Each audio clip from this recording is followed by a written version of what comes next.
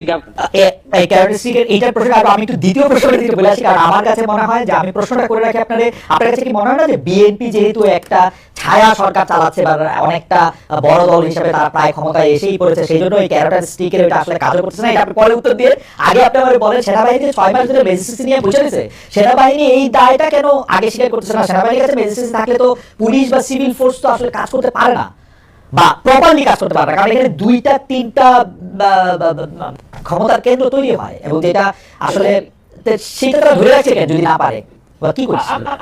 মানে I don't think যে তারা ম্যাজিস্ট্রেসি পাওয়ার থাকলে এটা ইউটিলাইজ করতে পারে। মানে ম্যাজিস্ট্রেসি পাওয়ার যখন দেওয়া হয় এটা একটা খুবই শর্ট স্প্যান, ইলেকশনের আগে ওই ধরনের সময় এটা এফেক্টিভলি ইউজ করা যায়। আই ডোন্ট থিংক যে আপনি এত লম্বা সময় ধরে তাদের কাছে কোনো ইন্টেলিজেন্স নাই। আপনি তো এটা দেওয়া হচ্ছে মানে you and I both know যে আমরা একটা এক্সট্রাঅর্ডিনারি টাইমের মধ্যে আছি এবং এই টাইমের মধ্যে আমরা অনেক ধরনের জিনিস ট্রাই করছি যদি কোনোটা কোনো লেগে যায়। কিন্তু এই সেনাবাহিনীকে ম্যাজিস্ট্রেসি পাওয়ার দেওয়া একটা দেশের জন্য দিস ইজ মানে এটা কোনো লাস্টিং সলিউশন না।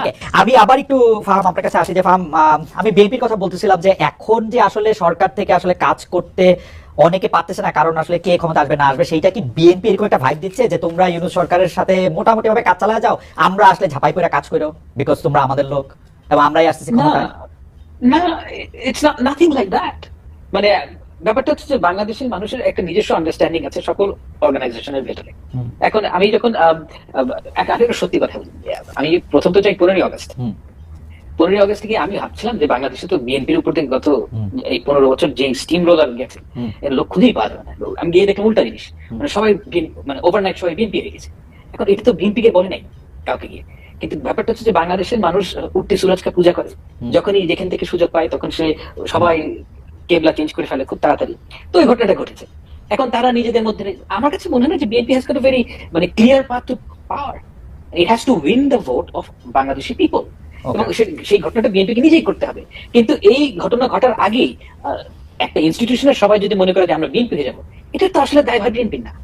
এবং আই ডোন্ট থিঙ্ক যে বিএনপির হিউজ প্রেশার আছে, দুই একটা ইস্যুতে আছে প্রেশার গভর্নমেন্টের উপর, কিন্তু ডে টু ডে রানিং এর ব্যাপারে নো, আই ডোন্ট থিঙ্ক বিএনপির খুব একটা লেভারেজ আছে গভর্নমেন্ট। আমি জানি না, মানে আমি কিছুদিন আমার কিছু বন্ধু আসলে সরকারের কর্মকর্তা পর্যায়ে আছে বলে তারা কিন্তু আমাকে একটা উল্টো ধারণা দিয়েছেন যে ফার্ম যে আসলে সরকারের কোন কি পজিশনে কে বসতেছেন সেটা অনেকটাই বিএনপির কথা মাথায় রেখেই সেটা বসানো হইতেছে।